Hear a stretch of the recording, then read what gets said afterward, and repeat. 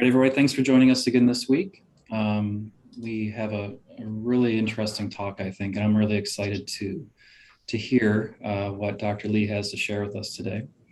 So just a little bit of background about where this talk came from. As plenty of you know, our CICU is going through restructuring, where us as advanced heart failure cardiologists will be working side by side with critical care cardiologists. And as you will see, Dr. Lee has very special training and background to help us navigate this new situation. So Dr. Ren Lee is a critical care and heart failure transplant cardiologist at the Cleveland Clinic. He completed his cardiology and heart failure training at Cleveland Clinic, where he then he completed his cardiology and heart failure training at the University of Michigan prior to obtaining his critical care training at the Cleveland Clinic. And then he has stayed there at the clinic on as faculty. His clinical interests are in cardiogenic shock, temporary mechanical circulatory support, systems of care, and quality initiatives in the ICU. So I'm very grateful that Dr. Lee has decided to join us today. And Rand, please, the floor is yours. Great. Good afternoon. I just want to verify audio and visual are all okay. Slides are coming through all right? Yeah, everything looks really good. Perfect. Good afternoon. Thank you, Michael and Yale, for extending the invitation to come speak with you all today. So today, I really want to kind of talk about a topic that's near and dear to my heart. Obviously, I went through the training to do both, but really kind of the intersection of critical care cardiology and advanced heart failure cardiology is what we'll be spending the next hour on. We'll go over these topics, really the argument for critical care cardiology, the role of the cardiac intensivist with respect to advanced heart failure, different staffing paradigms for CICUs, talking about different training pathways, education, and scholarship within this growing field, and what I think really is the ideal state in the next 4 to 5 years. So the first kind of quote unquote CCU really started as a coronary care unit where, rapid defibrillation, CPR, and continuous ECG monitoring were the mainstays of therapy. So the first concept of a CCU was articulated to the British Thoracic Society back in 1961. And following that, the first CCUs were established in North America. Philip of Philip class fame reported on one of the first experiences with CCU patients, really talking about 250, where he was able to decrease the mortality rate from 26% down to 7% in their CCU. And a year later, the advent of one of the first mechanical circulatory support devices in the intra-aortic balloon pump was developed to treat acute myocardial infarction and its complications. So really kind of the early 60s saw the advent of what began to be the development of the cardiac intensive care unit, or at least the beginnings thereof. Over time, as we've seen advances in technology, medical care, training and organization and population, that kind of rapid resuscitation units really focused on arrhythmias and ventricular issues as complications of acute myocardial infarction began to change into kind of a comprehensive critical care unit that we know and love dearly today, where not only are we seeing advances in technology, but patient population and the ability of technology and our expertise in not only diagnosing and monitoring, but treating patients with things such as advanced ventilation, targeted temperature management, and mechanical circulatory support. So here are a couple of things that I and you all see on a daily basis with respect to the changing CICU. So moving from a coronary care unit or a CCU to a true cardiac intensive care unit, where we have higher rates of elderly women and minority populations. We have increasing prevalence of comorbid conditions such as diabetes, hypertension, renal failure, obesity, and obstructive lung disease. And we are increasingly using both invasive monitoring as well as invasive treatment devices, all carrying their risks of potential iatrogenic complications, but also therapeutic benefit. And then as a result of doing all this, we are changing the natural history of critical illness as it arrives to our doors. We are, as you all experience on a daily basis with the advent of structural heart disease and structural heart interventions, we are changing this paradigm as well. Jason Katz, really who we kind of refer to as the godfather of the modern kind of critical care cardiology movement, first really reported this back in 2010, just looking at the Duke coronary care unit and the changes in diagnoses over time. So as you can see, there's a decline in STEMI diagnoses, somewhat of a rise in non-STEMI diagnoses, but increases in cardiogenic shock as well as congestive heart failure. And with that, kind of those comorbid conditions that I talked about, respiratory failure, renal disease, sepsis, pneumonia, as well as how we treat them between prolonged mechanical ventilation, IABPs, central venous catheterizations, they've all increased over kind of the previous decade. Interestingly, you can probably notice in this kind of more outdated data set, the Swan-Ganz catheter decreased in use kind of in the 2000s with respect to some of the trials that came out, such as ESCAPE. But we've definitely seen over the last decade, the 2010s to 2020 timeframe, that the PA catheter is increasing in use once again. Further corroborating that with more kind of contemporary evidence, the University of Virginia analyzed around 1,000 admissions between 2013 2014, really trying to splay out what the population looks like now. And as you can see, acute coronary symptoms, which were the bread and butter back in the 60s, are now just a quarter roughly of the admitting diagnoses to the cardiac intensive care unit, with a heavier contribution from heart failure, valvular disease, and kind of a smattering of other things such as atrial tachyarrhythmias or ventricular tachyarrhythmias. The prevalence of kind of ST elevation MIs versus non-ST elevation MIs also has changed over time in the primary PCI era, with early recognition and advanced systems of care in the pre-hospital setting. More importantly, out of this analysis, the investigators were able to demonstrate that yes, these patients are ill and they're presenting with non-MI related things, but those comorbid conditions get to be strongly associated with outcomes. So acute kidney injury, acute respiratory failure, or sepsis, the presence of any of these comorbid conditions in a hospital stay will worsen your mortality, will prolong your hospital stay by almost up to a week. And so these are increasingly prevalent in things that we as cardiologists need to pay more attention to, because they occur in up to a third of the admissions that they were analyzing.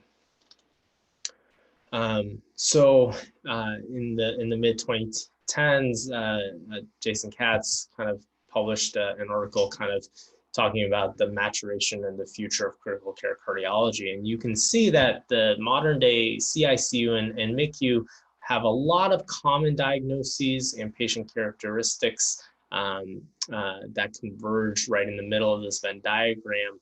But where the CICU really diverges happens to be with temporary mechanical circulatory support, the structural heart interventions that I mentioned, durable LVADs, as well as kind of the more invasive hemodynamic monitoring with PA catheters that we're more familiar with in the CICU.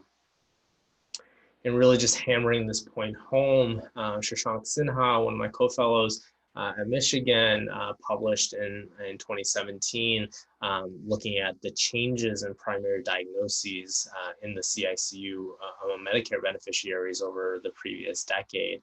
As you can see in the percentage bar graphs, the increase in GI, infectious, and respiratory diseases as a percentage of diagnoses, and the decrease in coronary disease from 2003 to 2013 is pretty marked. Dysrhythmias, congestive heart failure, valvular disease kind of are static / slightly increasing, but those primary non-cardiac diagnoses are really what this paper really hammers home. As a result, kind of Jason Katz and others with respect to the kind of critical care group out of Brigham, wrote a scientific statement in 2012 looking at, well, what does the modern CICU need from medical staffing and training, both from nursing and physician standpoint. So they defined a level 1 CICU as able to do PA catheter monitoring, able to do bedside echo, able to do invasive arterial line monitoring, should be able to have mechanical ventilation, should be able to have rapid response, temporary support.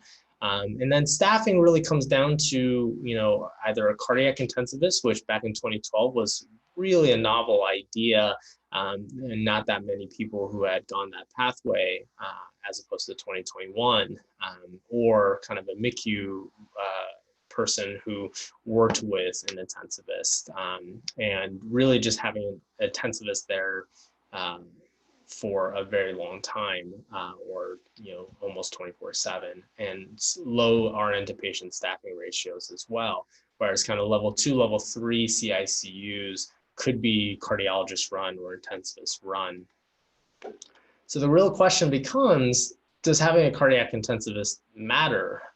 Obviously, I'm personally biased, otherwise I wouldn't have done the training myself, but this has actually been published on. And so this was a paper back in JACC that looked at the association, granted not causality, but an association of a cardiac intensivist and outcome. So this study came out of South Korea, where patients were in an open model, and then in 2013 they changed to a closed model, and you can see the reduction in cardiovascular deaths both in the CICU as well as in the hospital later on during the length of stay.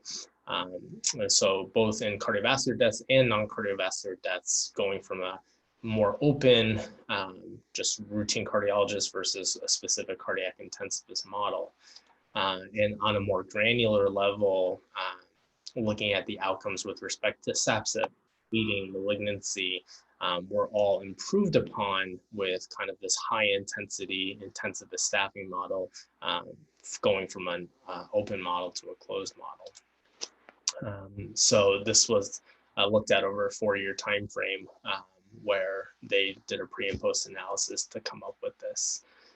Along the way, national groups such as Leapfrog, which kind of accounts ratings to hospitals and safety metrics to hospitals, really have come out with recommendations on how to staff ICUs, all-comer ICUs, with the idea of having true intensivists who are board certified in critical care, who provide at least 6 weeks of full-time ICU care. That being said, I came from an institution that didn't really adhere to the intensivist part of it, but did adhere to the attendings who work in the CICU really need to do at least 6 weeks of full-time ICU care each year, rather than someone dropping in for 2 weeks out of the calendar year and saying that that was sufficient to be a CICU attending.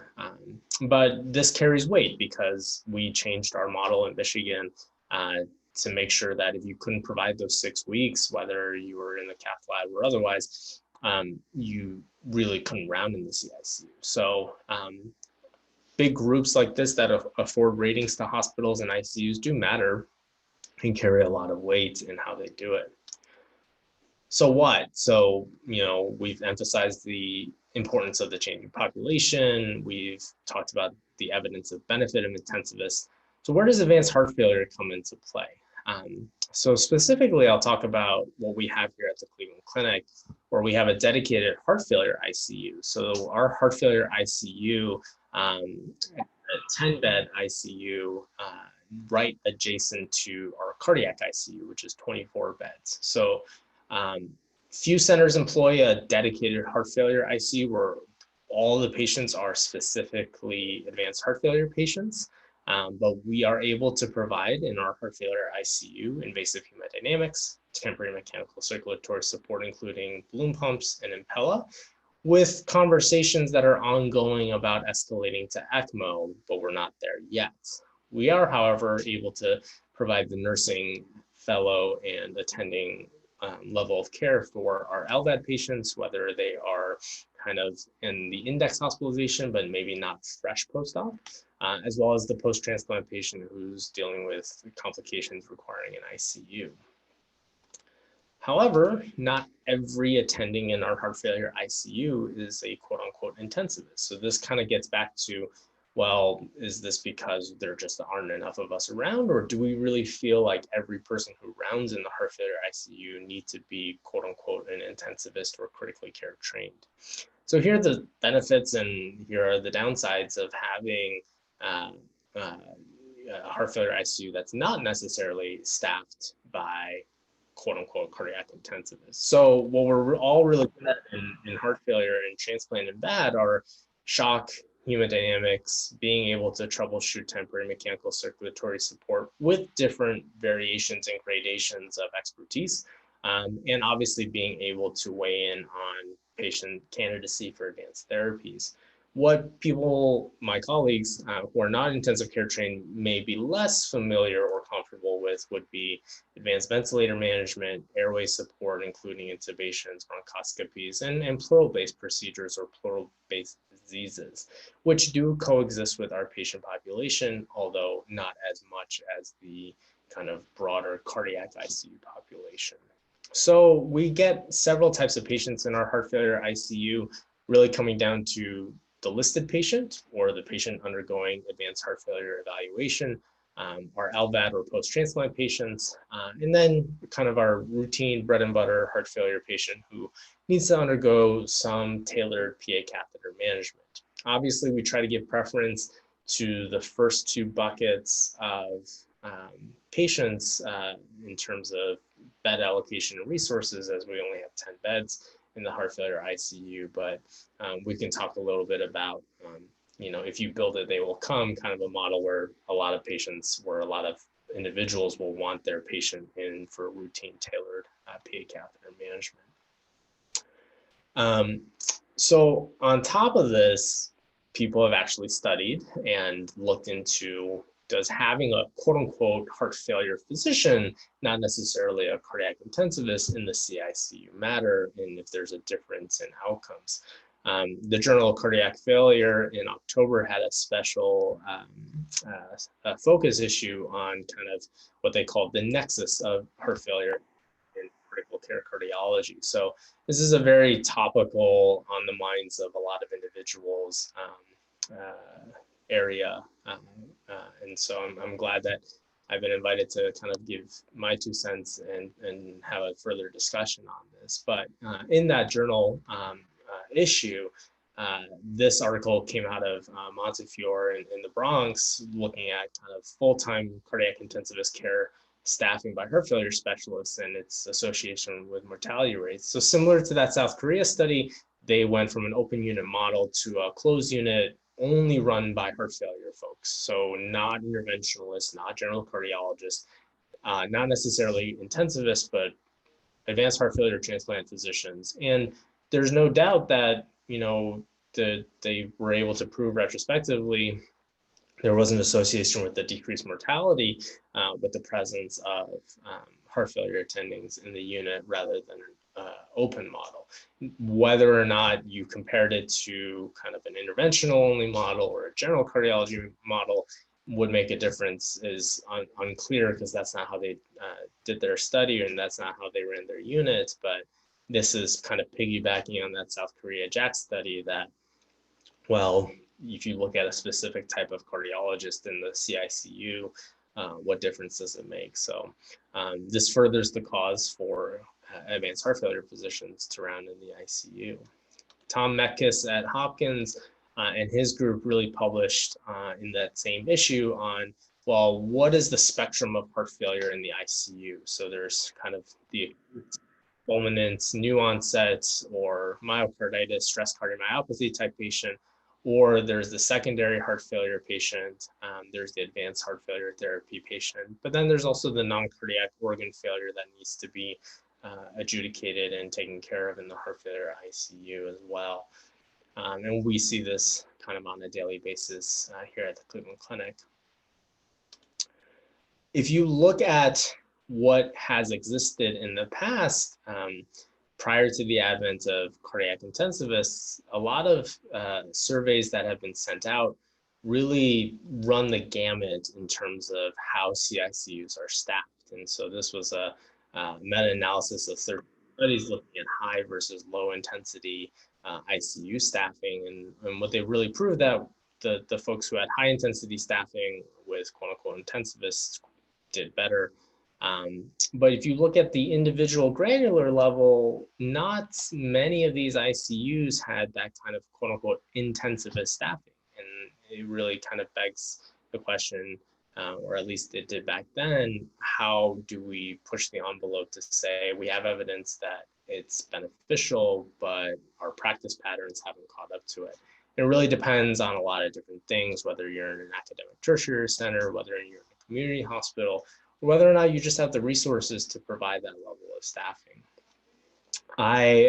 In my heart failure year, I did a tour of different ICUs in the Northeast, and some of you may be familiar, and kind of compared to where I was going to be at Cleveland Clinic for my critical care year.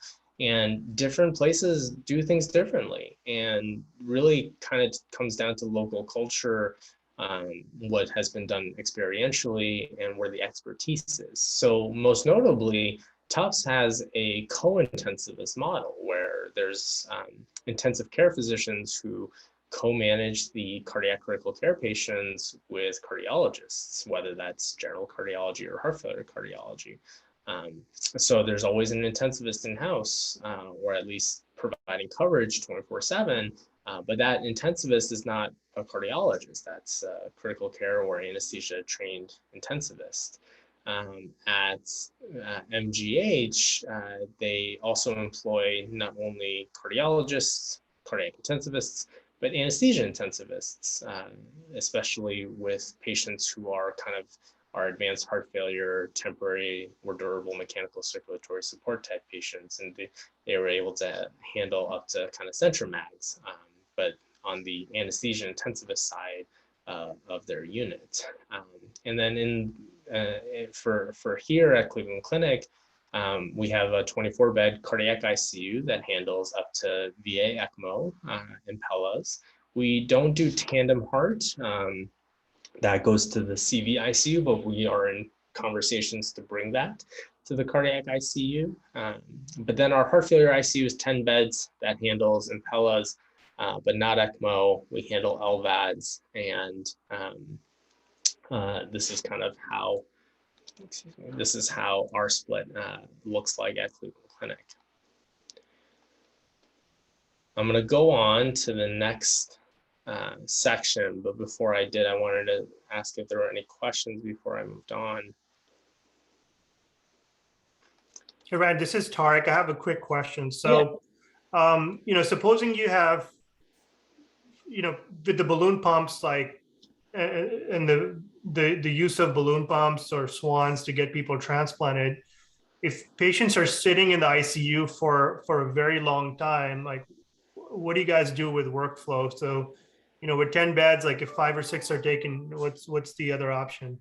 Yeah, so that's a very good question, and that kind of I alluded to some I alluded to this earlier, where that since 2018 with the change in allocation, we are seeing a lot of that, and a lot of people are using balloon pumps across the nation to get their patients upgraded and then transplanted. We've occasionally had to utilize the cardiac ICU for beds for our kind of axillary balloon pump waiters until they were able to get into the 10-bed ICU.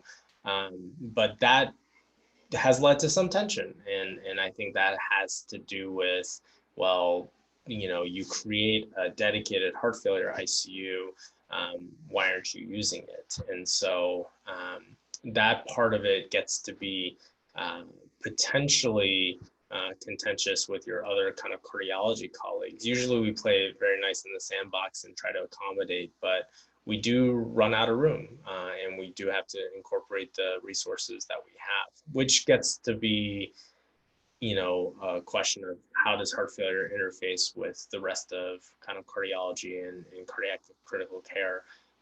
So education, nursing protocols really get to be important on taking care of these temporary mechanical circulatory support patients. But oftentimes we do have to kind of essentially board patients in the cardiac ICU until a bed is available in the 10-bed heart failure ICU.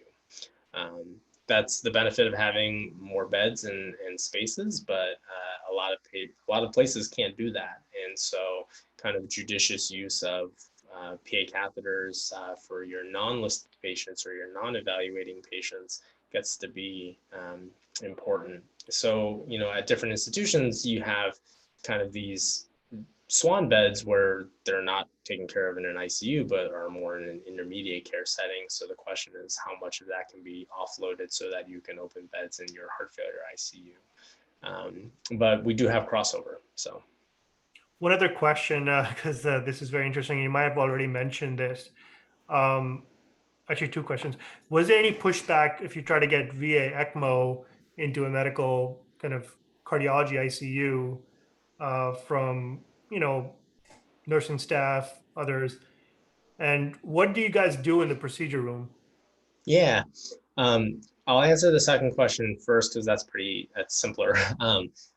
So in our procedure room, we do your routine vascular access, but we do balloon pumps in our procedure room. So our general fellows are trained to do balloon pumps without the presence of interventional cardiology under the supervision of myself or some of the other cardiac intensivists or the heart failure group as well are pretty adept at doing them here. So we do balloon pumps, temporary pacemaking wires with active fixation, pericardius and TCs, routine vascular access, all in our procedure room. And then the first question about VA ECMO. So when I came, that had been ingrained here for a very long time. And I think our nursing education leader, who has since retired, is Deb Klein, who sits on a lot of the AHA kind of acute care committees. And so she was a champion from the get-go for VA ECMO and really devised a lot of our nursing education protocols. So for as long as I know anyways, that's since been grandfathered here for a very long time. And I think a lot of it also has to do with our interventional group places VA ECMO. So we have kind of joint ownership on taking care of these patients between CT surgery and interventional cardiology and cardiac critical care. Not many places have the resources to do that. My previous institution at University of Michigan, we had a 10-bed ICU, and so we couldn't take more than Impella, nor did we have the expertise to do so. But in growing a program that can take different levels of mechanical circulatory support, having a nursing champion really helped with devising the protocols for training. The 10-bed heart failure ICU, we've been talking about getting via ECMO there over the last several years, but I think just because the nursing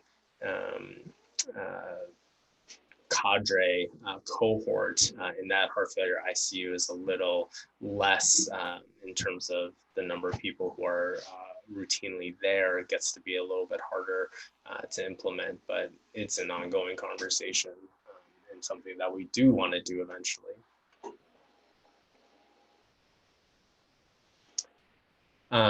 Moving on. So then the question, if we talk about cardiac intensivists being the future, another really kind of on topic perspective is how do we develop them? So in 2015, COCATS really started to put out what would level 3 certification in critical care cardiology look like. So they dictated that really it involves completion of a 1-year clinical fellowship in critical care in addition to a 3-year cardiovascular medicine fellowship. And along the way, the focus really being on acquisition of skills, defining competencies, credentialing, which is a very important point, and continuing medical education in that 1 year of critical care cardiology training. Shashank and others from the University of Pennsylvania kind of delineated what their pathway looks like at Penn with a fourth year of critical care. So you can see some of the different selected rotations between cardiothoracic ICU, medical ICU, kind of being a junior CICU attending, rounding in the CICU, and doing different procedural services. What it looks like here at Cleveland Clinic was this was my pathway, where we had to suffice a certain number of medical ICU months so that we could sit for ABIM certification. So 3 months of the medical ICU, 1 month of nights, 1 month of CICU, 1 month of heart failure ICU, a couple months of cardiothoracic ICU, and then the rest of the time split between procedures, airways, and neuro. This slide I'm going to summarize in, this figure I'm going to summarize in this slide, but several people do critical care or cardiology differently. I did the 1-year medicine fellowship after general cardiology, but a lot of individuals have done a 2-year critical care medicine first prior to general cardiology fellowship. So you do 3 years of medicine residency, 2 years of critical care medicine, and then 3 years of general cardiology. But I really believe that an ideal state should develop critical care within cardiology rather than, develop critical care cardiology within cardiovascular medicine rather than critical care medicine, because cardiac critical care really becomes its own entity in the patients that come through the CICU. And yes, you need the airways and the bronchs and the vents that you are otherwise missing from your skill set, but you need them in relation to the patient that you'll be taking care of for the rest of your life. So there's been discussions about unifying a 4-year training program to streamline applications, making sure that there's significant exposure to temporary mechanical support in the cardiothoracic and CICUs. A lot of individuals then look at, well, I've trained in critical care cardiology. Do I need to do anything else? Or how does the rest of my practice look? And we can have a discussion about how critical care cardiology lends itself neatly to heart failure transplant. I do know individuals who've done interventional training after their critical care year. And I really emphasize after, because you can imagine doing interventional training for a PGY7 year and then doing a year of critical care cardiology where you don't utilize any of the interventional skills you just obtained over the past year, and can lead to skill atrophy. So the order when it comes to interventional cardiology gets to be important. So there are, I feel naturally, a lesser number of individuals who do a triple pathway of cardiology, interventional, and critical care.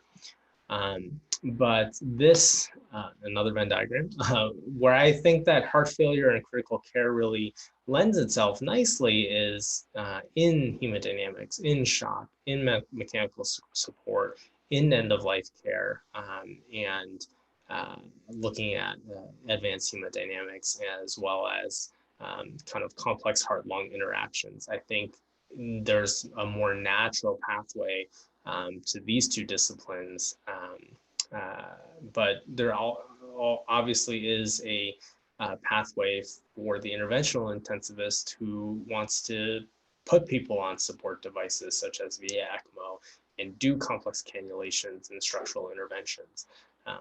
So that pathway still exists, but as you'll see in a future slide, a lot of individuals have naturally gravitated towards a heart failure plus critical care pathway. I don't know if Elliot's on the call, but he published an article in JACC looking at what are the different components of each subspecialty, if you will. And so this is adapted from his article, but as you can see, the things in critical care that we don't really have in cardiology really comes down to, in my opinion, the most important really comes down to ventilators, delirium, antibiotics, nutrition, and some of these airway and pleural-based procedures that we otherwise are missing in routine cardiology.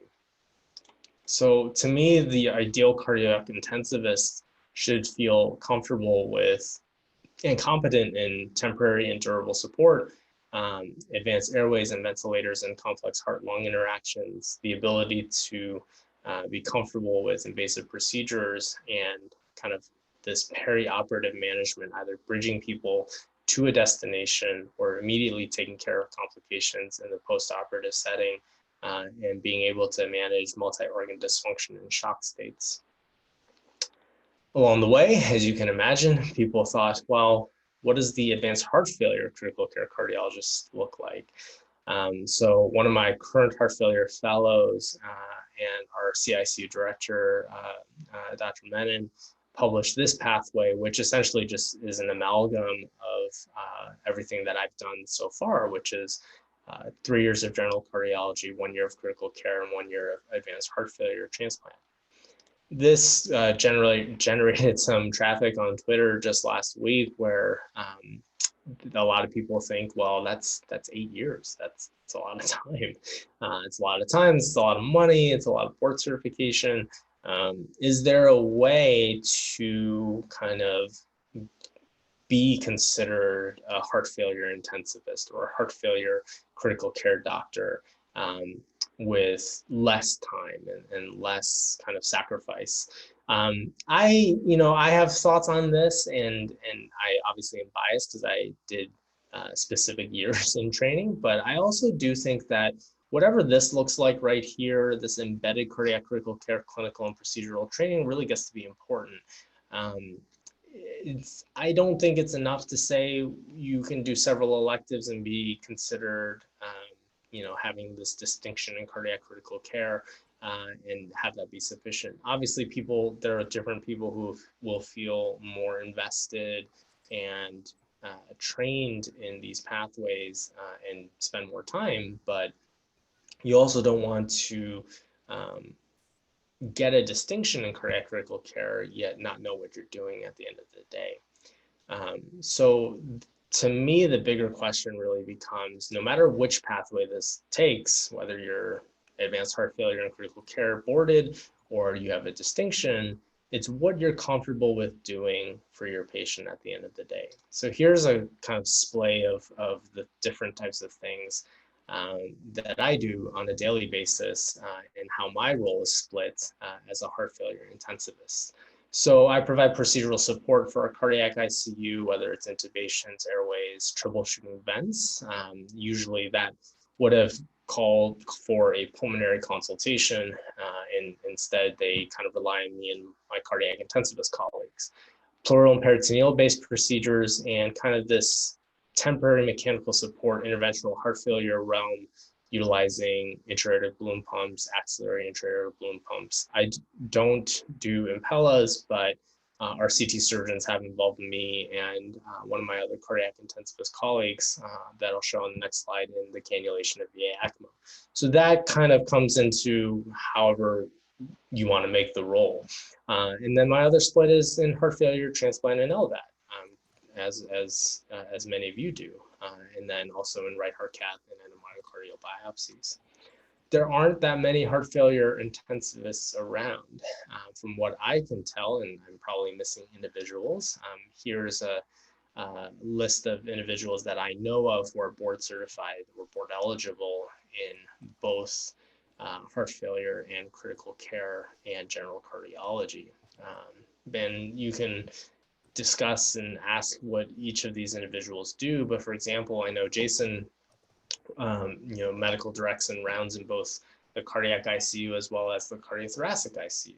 Jillian, who was one of my co-fellows, who works at Henry Ford, she rounded in the MICU for a very long time and recently gave that up, but is still very involved with the pulmonary department with respect to pulmonary hypertension.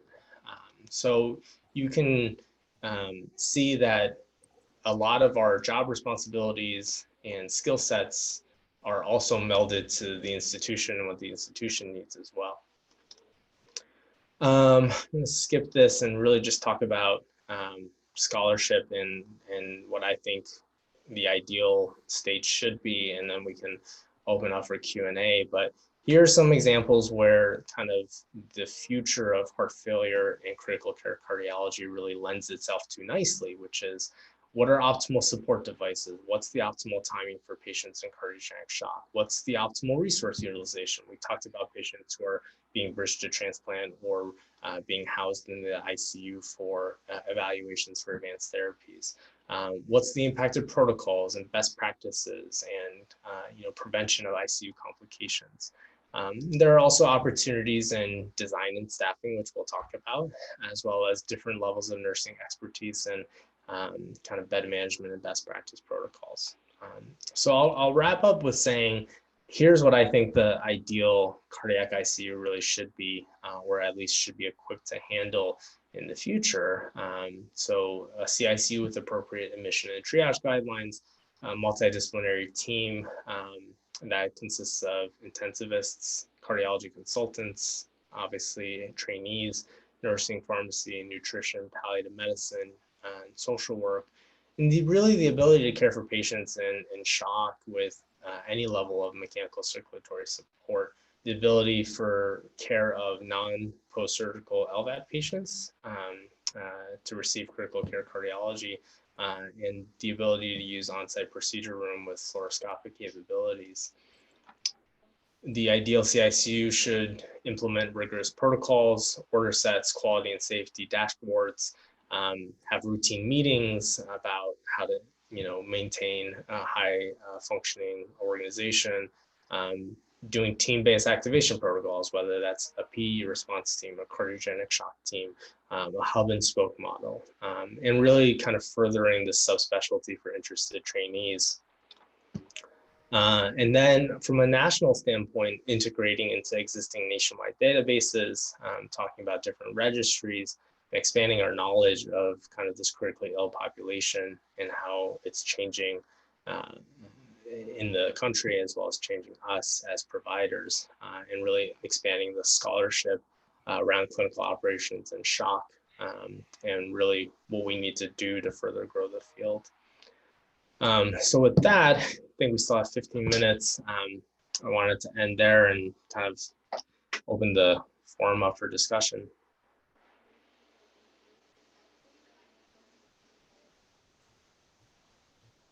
Wow, that was really, really good. I really enjoyed that talk. So thank you so much. I have some questions, but as always, I'd like to defer to the crowd to see if anybody would like to ask Dr. Lee a question. And then I can follow if we run out of questions.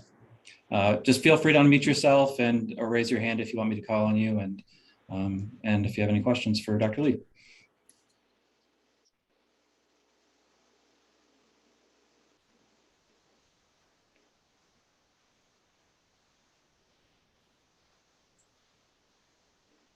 All right, well, I guess I will get things started.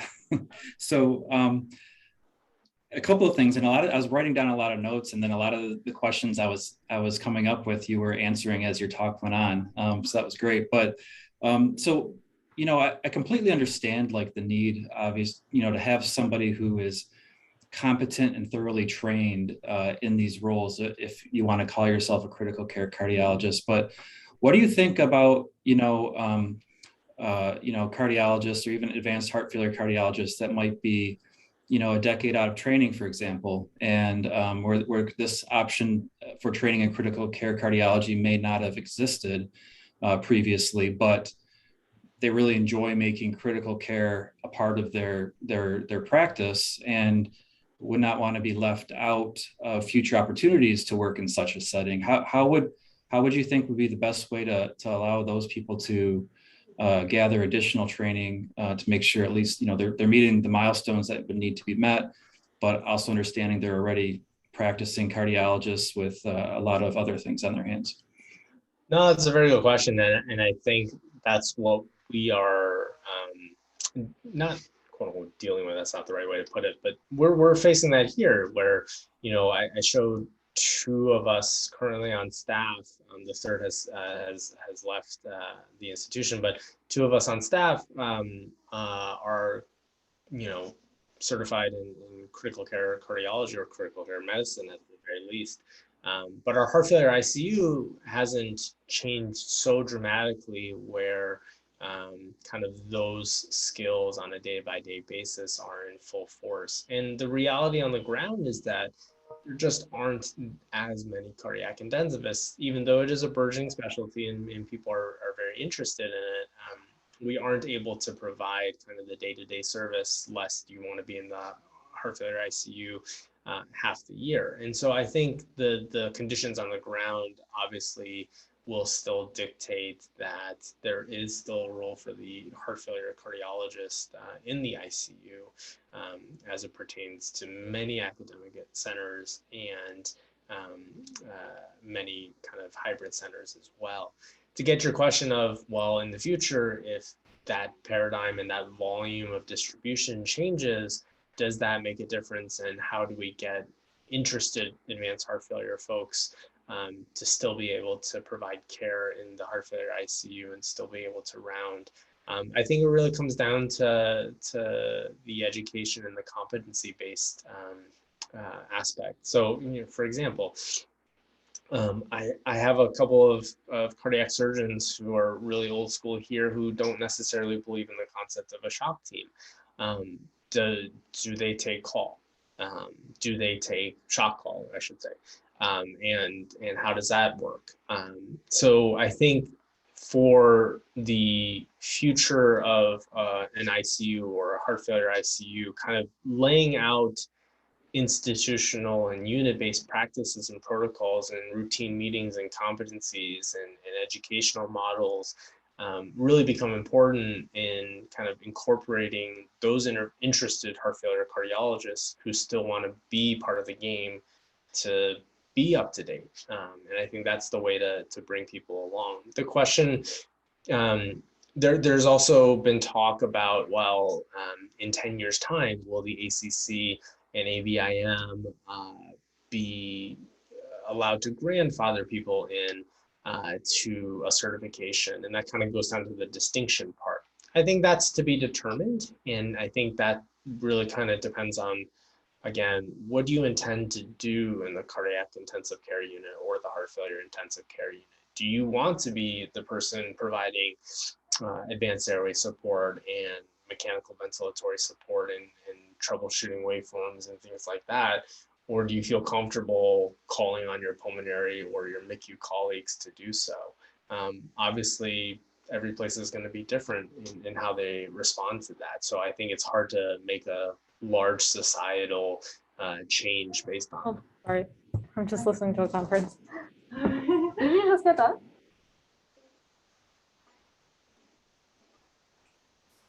Any other questions? Yes. Thanks, Dr. Lee, for your presentation. It was very impressive. We appreciate it a lot, especially since we are about to change our CCU dynamics here. Something I don't know, or it's hard for me to anticipate, is how the dynamics between the new cardiac critical care team and the heart failure team is going to be. I know that the surgeons may be more familiar with this concept of having, as being a role of consultant, was so being sort of the primary attending. But from our standpoint, I'm concerned about who would make the final decisions when it comes to transfusing a patient that is post-transplant, maybe rejecting, or is pre-transplant and may have a borderline hemoglobin. Who will be having the final word about inotropes, pressors, types of MCS that we're going to escalate to? Because it's natural that some people may have disagreements. Yeah, that's a very good question. Sorry. So in your experience in the different institutions where you've worked, how does it, who has this final say? I think at the end of the day, the primary team still has ownership of their patients, and consultants, at least at our institution, are still viewed as consultants. And so that gets to be, that can lead to some disagreements where, heart failure cardiologist may come in and think the patient needs an escalation of support to a device, and the cardiac intensivist may disagree with that, or trying to bridge someone to transplant. We have seen that tension here.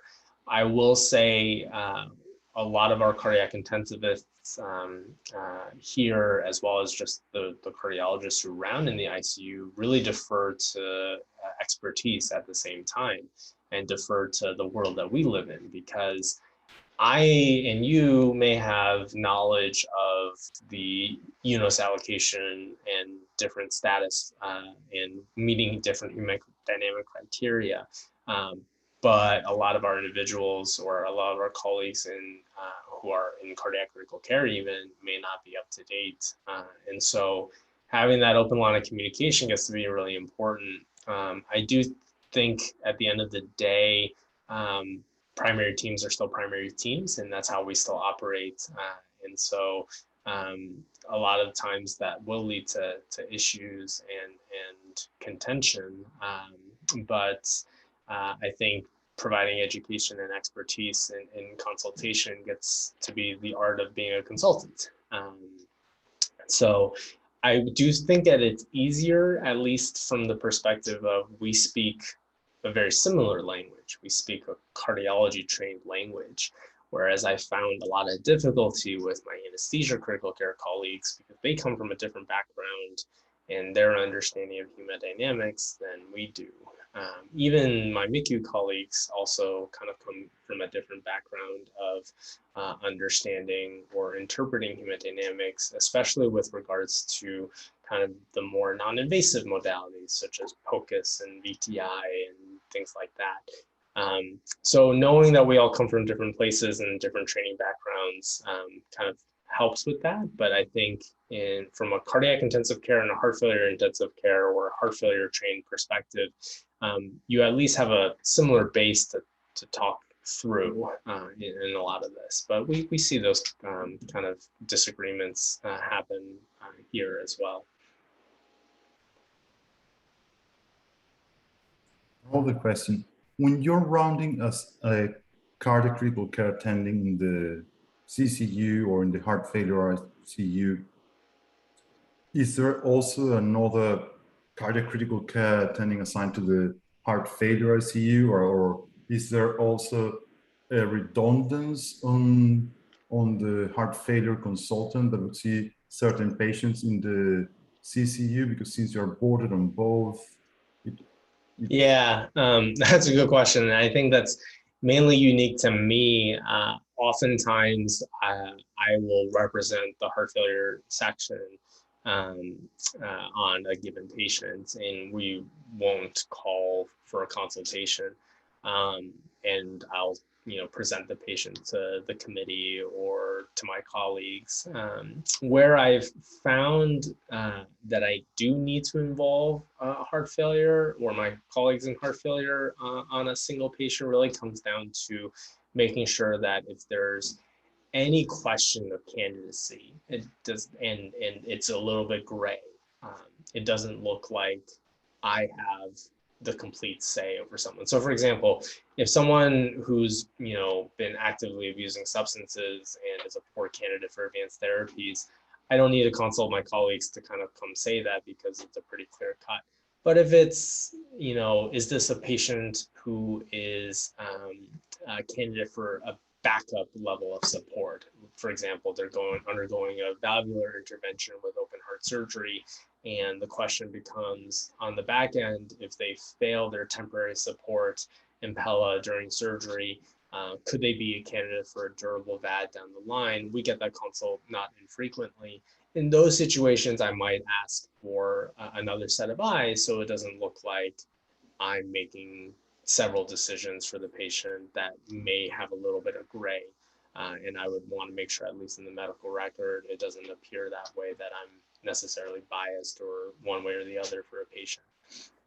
But for the most part, a lot of the kind of routine heart failure consultations that happen in the cardiac ICU go by the wayside when I round in the cardiac ICU. And so my split is, I do about 6 weeks of cardiac ICU rounding, and then the other 4 to 5 weeks out of the year are spent between the heart failure ICU as well as the heart failure floors. And so I do have a nice diverse mix of job responsibility.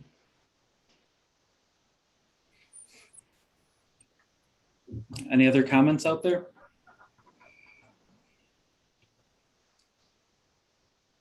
Well, if not, I know we're getting to the top of the hour, so I'm sure everybody has something else scheduled at 4 o'clock.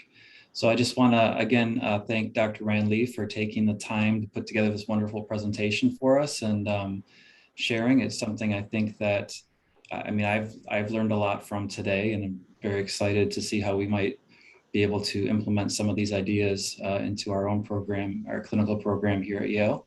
And getting to pick your brain, somebody who has expertise like this is a great opportunity for us. So thank you so much.